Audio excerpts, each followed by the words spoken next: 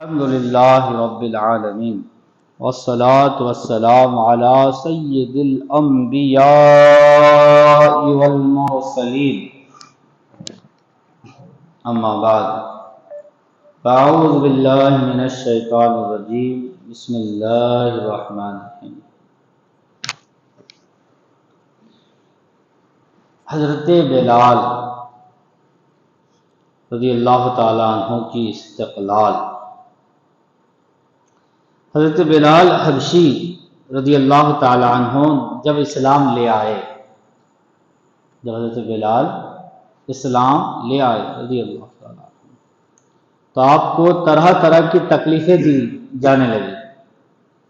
امیہ بن خلف جو مسلمانوں کا بدترین دشمن تھا، مکے کا رہنے والا، مسلمانوں کا بدترین سب سے برا دشمن تھا، اور جس کے آپ غلام تھے، حضرت بلال انہیں کا غلام تھے۔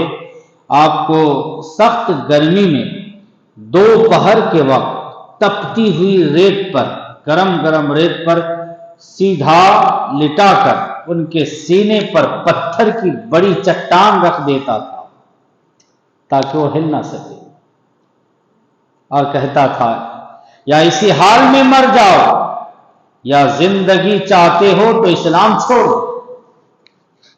اللہ اکبر۔ مگر حضرت بلال سبحان اللہ نشہ اسلام میں ایسے سرمست تھے کہ ان کے مصائب و آلام کی بالکل پرواہ نہ فرماتے۔ ظالم آپ کو رات کے وقت زنجیروں میں باندھ دیتے اور کوڑے مارتے، اور اگلے دن ان زخموں کو گرم زمین پر ڈال کر اور زیادہ زخمی کرتے تاکہ بے قرار ہو کر اسلام سے پھر جائیں یا تڑپ تڑپ کر مر جائیں۔ مگر اللہ رے استقلال بلال کہ آپ عشق حق میں ایسے سرشار تھے کہ احد احد کے نعرے لگا کے اور یاد حق میں گویا یوں فرماتے، یاد حق میں یہی فرماتے، حلق پر تیز رہے، سینے پہ جلاد رہے، لب پہ تیرا نام رہے، دل میں تیری یاد رہے۔ ایک دن حضرت صدیق اکبر رضی اللہ تعالی عنہ نے آپ کو اس حال میں دیکھا تو ان کو خرید کر آزاد کر دیا، اور آپ کو اس عشق و استقلال کا یہ صلہ ملا کہ آپ بارگاہ مصطفی کے مؤذن بنے، حضور کے مؤذن بنے، اور سفر و حضر میں ہمیشہ اذان کی خدمت انہی کے سپرد ہوتی۔ سبق دشمنان دین نے اللہ والوں پر ہمیشہ سختیاں کی، اور اللہ والوں نے ہزار مصائب و آلام کے باوجود امن و استقلال کو کبھی نہ چھوڑا۔ اور حضرت صدیق اکبر رضی اللہ تعالیٰ عنہ بڑے ہی سخی اور مسلمانوں کے خیر خواہ تھے، اور جو شخص صحابہ کرام بالخصوص صدیق اکبر کا دشمن ہے وہ بڑا ہی شقی اور بخیل ہے۔ حضرت بلال رضی اللہ عنہ کو حضور صلی اللہ علیہ وسلم سے بڑی محبت تھی۔ حضور صلی اللہ علیہ وسلم کا جب وصال ہو گیا تو آپ مدینہ کی گلیوں میں یہ کہتے پھرتے تھے کہ لوگوں تم نے کہیں رسول اللہ کو دیکھا ہے تو مجھے بھی دکھا دو، یا مجھے آپ کا پتہ بتا دو۔ پھر آپ اسی غم ہجر میں مدینے کو چھوڑ کر ملک شام کے شہر حلب میں چلے گئے۔ 1 سال کے بعد آپ نے حضور صلی اللہ علیہ وسلم کو خواب میں دیکھا۔ حضور نے آپ سے فرمایا کہ اے بلال، تو نے ہم سے ملنا کیوں چھوڑ دیا؟ کیا تمہارا دل ہم سے ملنے کو نہیں چاہتا؟ حضرت بلال یہ خواب دیکھ کر لبیک یا سیدی، اے آقا غلام حاضر ہے کہتے ہوئے اٹھے اور اسی وقت رات ہی کو اونٹنی پر سوار ہو کر مدینے کو چل پڑے۔ رات دن برابر چل کر مدینہ منورہ میں داخل ہوئے۔ حضرت بلال پہلے سیدھے مسجد نبوی میں پہنچے اور حضور کو ڈھونڈا مگر حضور کو نہ دیکھا۔ پھر حجروں میں تلاش کیا، جب وہاں بھی نہ ملے تب مزار انور پر حاضر ہوئے اور عرض کیا، یا رسول اللہ، حلب سے غلام کو یہ فرما کر بلایا کہ ہم سے مل جاؤ۔ اور جب بلال زیارت کے لیے حاضر ہوا تب حضور پردہ میں چھپ گئے۔ یہ کہہ کر آپ بے ہوش ہو کر قبر انور کے پاس گر گئے۔ قبر انور کے پاس گر گئے۔ بہت دیر میں جب آپ کو ہوش آیا تو لوگ قبر انور سے اٹھا کر باہر لائے۔ اس عرصہ میں بلال کے آنے کا سارے مدینہ میں غل ہوا کہ آج رسول اللہ صلی اللہ علیہ وسلم کے مؤذن بلال آئے ہیں۔ سب نے مل کر بلال سے درخواست کی کہ اللہ کے لیے ایک دفعہ وہ اذان سنا دو جو رسول اللہ صلی اللہ علیہ وسلم کو سناتے تھے، وہی اذان سنا دو جو رسول اللہ صلی اللہ علیہ وسلم کو سناتے تھے۔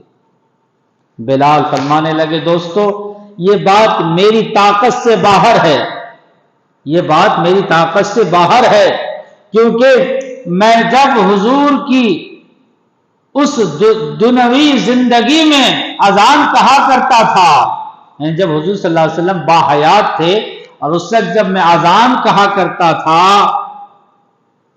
تو جس وقت اشہد ان محمد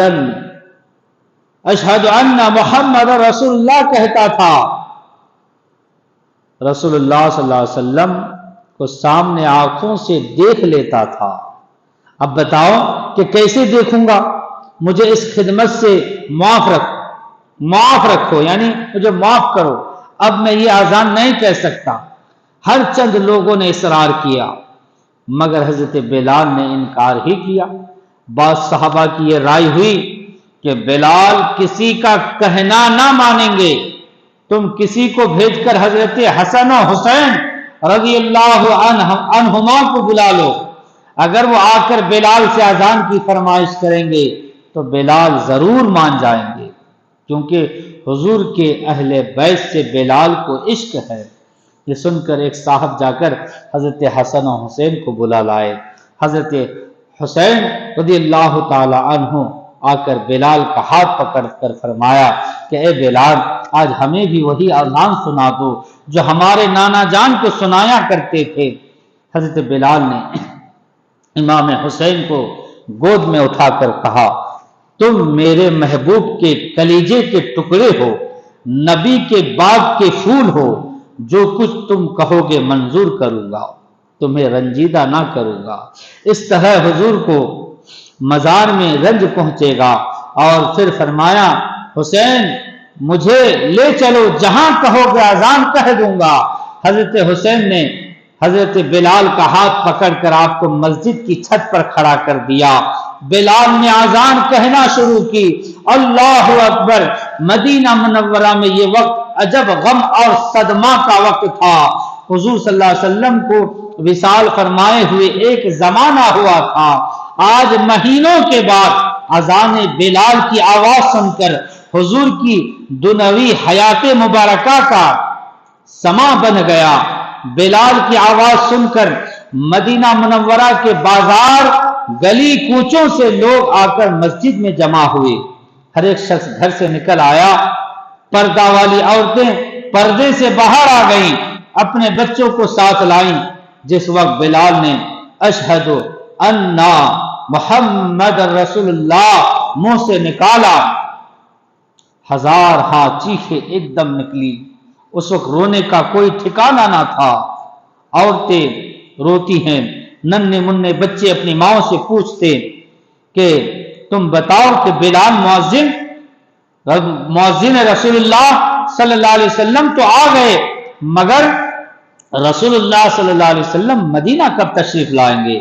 حضرت بلال نے جب اشہد ان محمد رسول اللہ منہ سے نکالا اور حضور کو آنکھوں سے نہ دیکھا تو حضور کی غم ہجر میں بے ہوش ہو کر گر گئے اور بہت دیر کے بعد ہوش میں آ کر اٹھے اور روتے ہوئے ملک شام واپس چلے گئے۔ سبق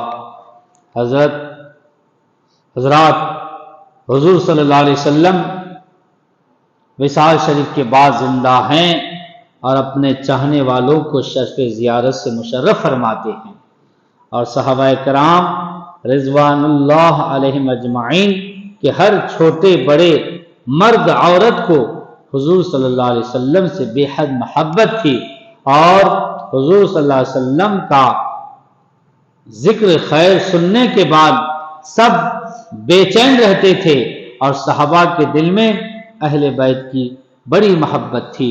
اللہ تبارک و تعالی ان نفوس قدسیہ کے صدقے ہمیں بھی حضور سے بے پناہ عقیدت اور محبت رکھنے کی توفیق عطا فرمائے۔